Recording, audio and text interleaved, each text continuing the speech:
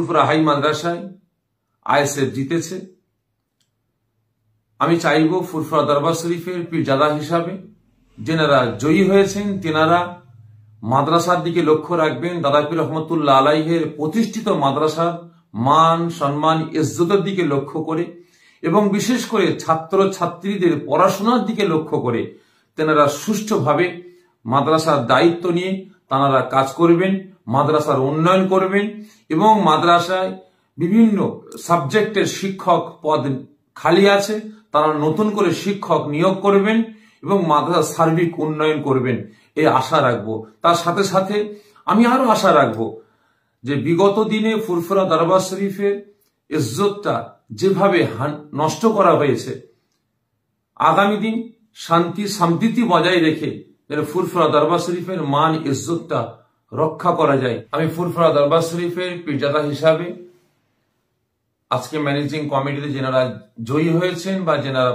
পরাজিত হয়েছেন, আমি উভয়ের কাছে অনুরোধ করব আপনারা একে অপরের মধ্যে কোন রকম বিশৃঙ্খলা ঘটাবেন না।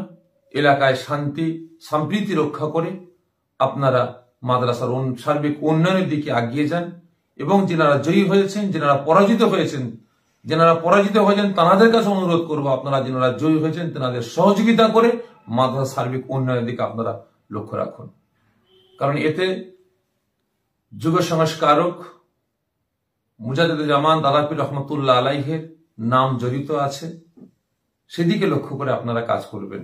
বিশেষ করে আমি ফুরফুরা দরবার শরীফের পীরজাদা হিসাবে নতুন কমিটির জন্য দোয়া চাই।